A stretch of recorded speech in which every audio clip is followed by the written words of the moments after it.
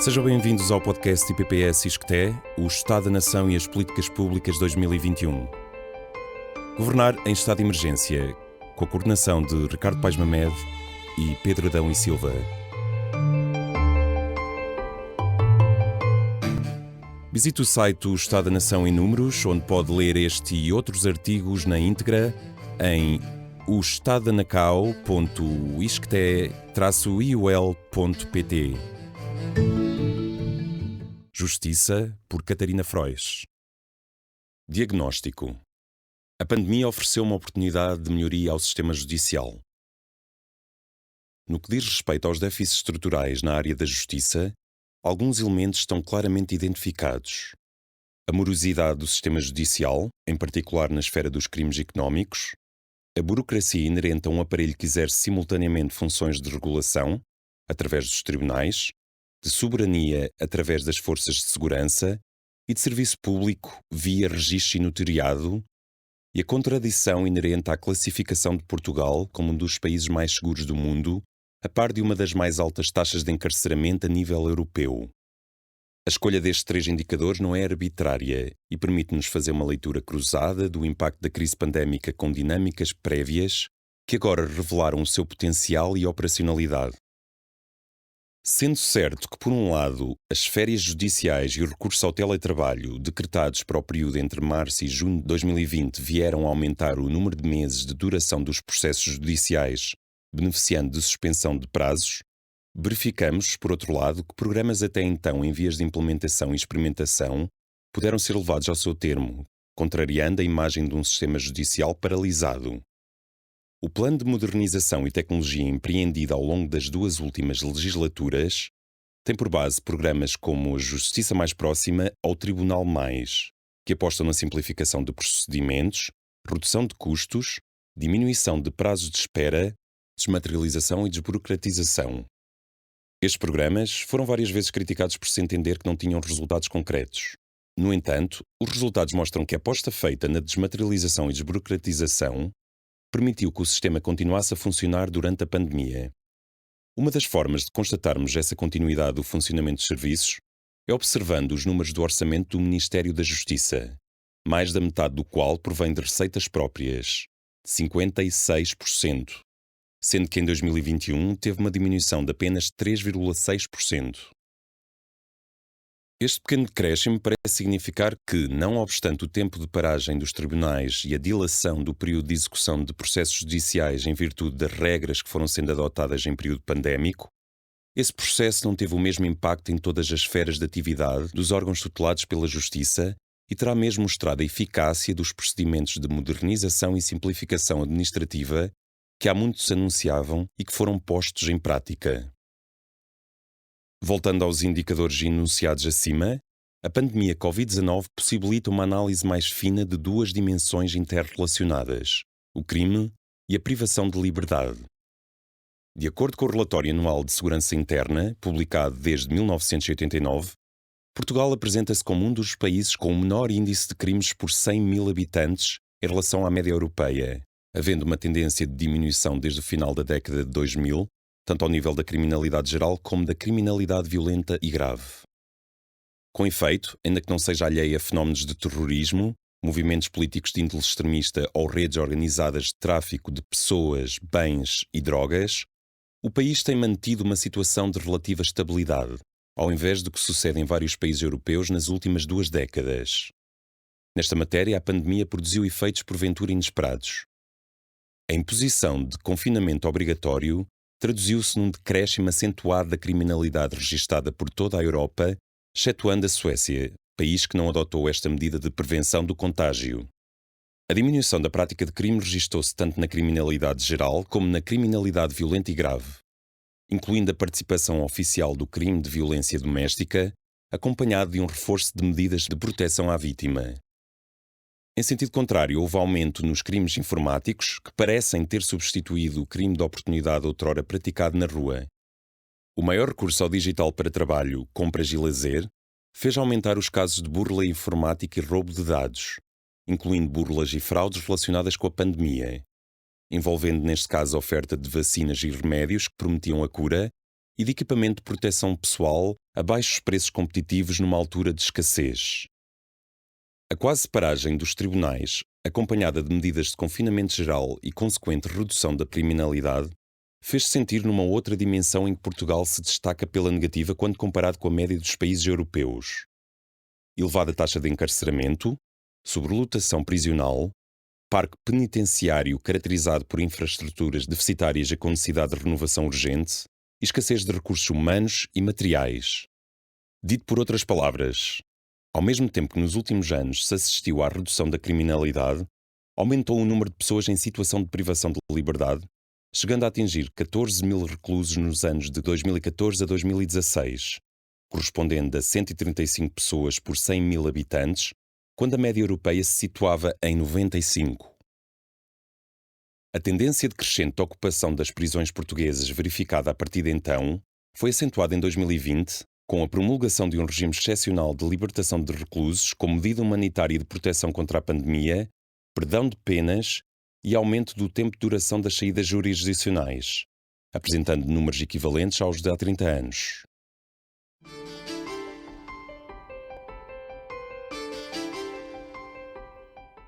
Justiça. Análise de política. Libertação antecipada de reclusos. Uma experiência positiva e cheia de lições.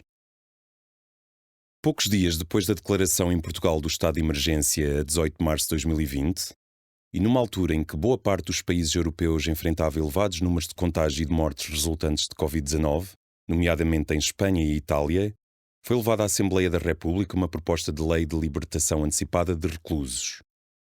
Esta iniciativa seguia orientações e práticas internacionais fomentadas pela Organização Mundial de Saúde, pelo Conselho da Europa, nomeadamente o Comissário para os Direitos Humanos, e em Portugal pela Provedora de Justiça, apelando a que fossem tomadas medidas alternativas à privação de liberdade, nomeadamente a efetiva libertação de pessoas, reclusos, e espaço, prisional, por forma a garantir um ambiente menos propício ao contágio.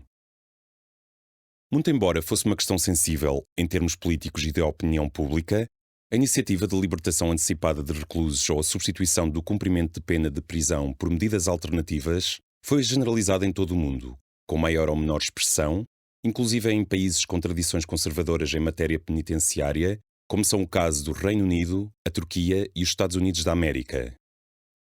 Cumpre sublinhar que a sobrelotação do parque penitenciário em Portugal, aliada às suas infraestruturas depauperadas, representava uma condição propícia à propagação rápida de doenças infecciosas, já que a exiguidade e partilha de espaços, celas, refeitórios e pátios comuns impossibilitavam o distanciamento social e o cumprimento de medidas de higiene que se impunham.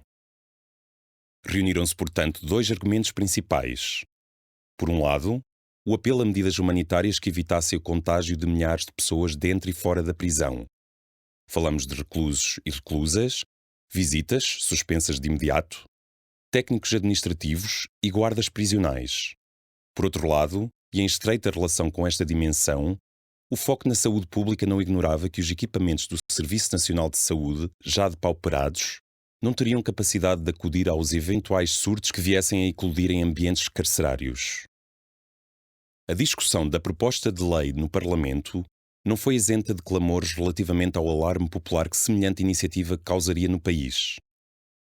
Os diversos intervenientes questionaram o potencial de perigosidade social das pessoas que viriam a ser libertadas.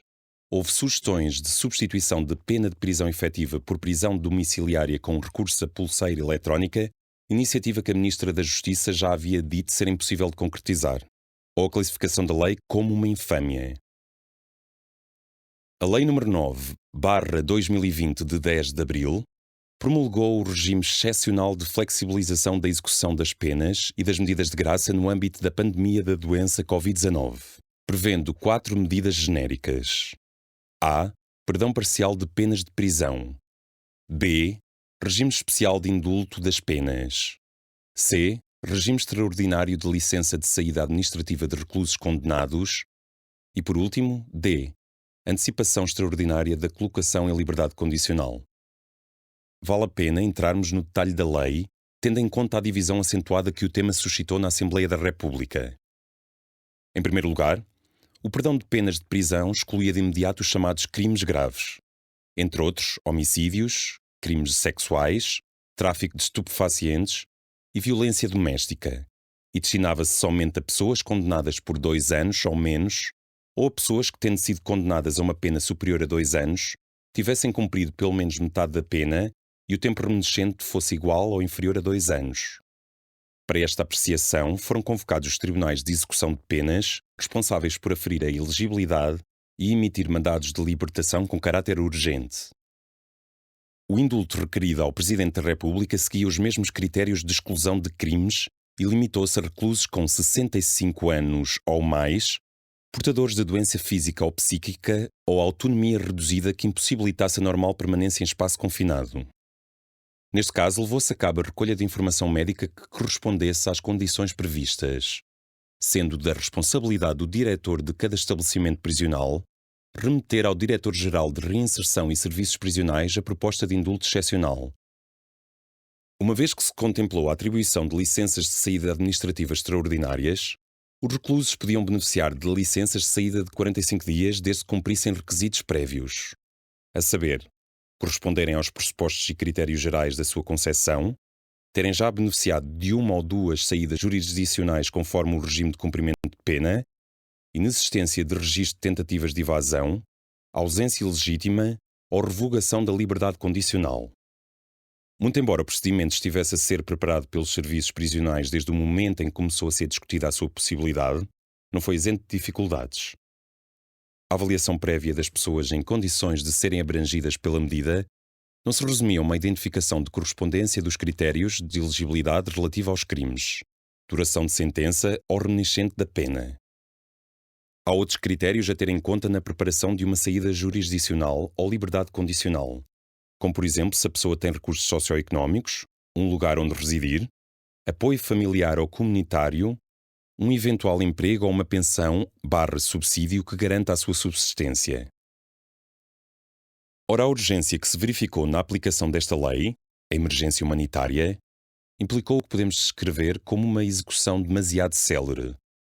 Uma vez cumpridos os procedimentos burocráticos e administrativos e emitidos os mandados de libertação, os primeiros 400 reclusos foram libertados a 11 e 12 de abril de 2020, que correspondeu ao fim de semana de Páscoa, quando estava em vigor a proibição de circulação entre concelhos. Como para muitas pessoas em privação de liberdade a prisão se tinha tornado a sua única casa, foram identificados casos de pessoas a viver em situação de sem-abrigo logo após ou pouco tempo depois da sua libertação. No total, foram libertadas 1.867 pessoas, num processo que decorreu maioritariamente nos meses de abril, maio e junho, numa redução de mais de 10% da população reclusa. A reincidência, ou seja, a proporção de reclusos que voltaram a dar entrada em estabelecimento prisional por incumprimento das medidas que lhes foram decretadas ou prática de novo crime, situou-se nos 4%, número este equivalente ao de qualquer período regular. Estes números são especialmente importantes, pois desmistificam e desacreditam o argumento do aumento da criminalidade e da perigosidade social invocado durante o período de discussão da proposta de lei e da sua votação na especialidade.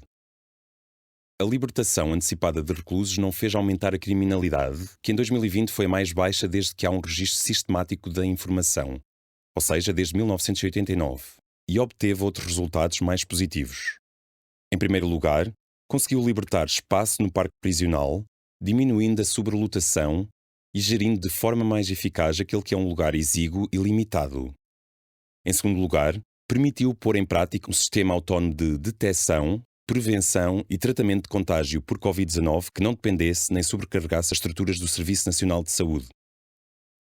Lembramos que nos primeiros meses de propagação do vírus pela sociedade, foi assinado um plano de contingência nas prisões, que previa um protocolo rigoroso de separação de áreas de visita com aplicação de divisórias de acrílico, obrigatoriedade do uso da máscara pelos trabalhadores, visitantes e funcionários externos e testagem de guardas prisionais e de reclusos entrados, estes últimos previamente em regime de quarentena. Em concomitância, reforçaram-se os meios materiais e humanos no Hospital Prisional em Caxias e na enfermaria com internamento do Estabelecimento Prisional do Porto, permitindo um aumento de 15% dos cuidados médicos e de 35% da resposta efetiva nos cuidados de saúde. Os primeiros meses de pandemia Covid-19 em 2020 implicaram desafios a larga escala em várias áreas da atividade da sociedade portuguesa: na educação, na saúde, no trabalho e na economia. Regra geral, as prisões e as pessoas privadas de liberdade não fazem parte das prioridades no momento de reforçar investimentos e melhorar as infraestruturas, condições de trabalho ou bem-estar dos principais beneficiários. Esta constatação prende-se com questões objetivas e subjetivas, em que as escolhas que se fazem num país com recursos económicos limitados, como é o caso de Portugal, dificilmente privilegiam ou são dirigidas para a proteção do sujeito infrator. Os elevados números de encarceramento demonstram precisamente que a privação de liberdade permaneceu durante décadas a principal opção de juízes e magistrados, em detrimento de medidas alternativas como a prisão domiciliária associada ou não ao uso da pulseira eletrónica. Tendo em conta estes diversos elementos, verificamos que a política excepcional de libertação de reclusos, ativada por um contexto de emergência nacional, revelou benefícios a vários níveis que dificilmente poderão ser ignorados à medida que se regressa a uma conjuntura de normalidade. Esta medida permitiu o reforço e autonomia das estruturas de saúde dos serviços prisionais, diminuindo a procura, dependência e subcontratação de profissionais de infraestruturas. Conseguiu também proteger a população reclusa, bem como os diversos profissionais que aí desempenham funções, com resultados mais positivos que noutras estruturas semelhantes, em particular lares de idosos. Fez uma melhor gestão do parque penitenciário, diminuindo a sua ocupação e separando pessoas em situação de prisão preventiva das que já estão condenadas, e separando reclusos por tipologias de crime e duração da pena. E, finalmente, restituindo à sociedade cidadãos com autonomia e possibilidade de contribuir de forma plena, não obstante a aplicação de medidas punitivas, sem privação de liberdade. Estão todos convidados a ouvir o próximo capítulo de O Estado da Nação e as Políticas Públicas 2021, subordinado ao tema Transportes, por Filipe Moura. Visite o site O Estado da Nação em Números, onde pode ler o artigo na íntegra. estadodanacau.iscte-iol.pt. Leitura, voz e interpretação de Tiago Carvalho, montagem de Hugo Alexandre Cruz e montagem e gravação por Xavier Marques.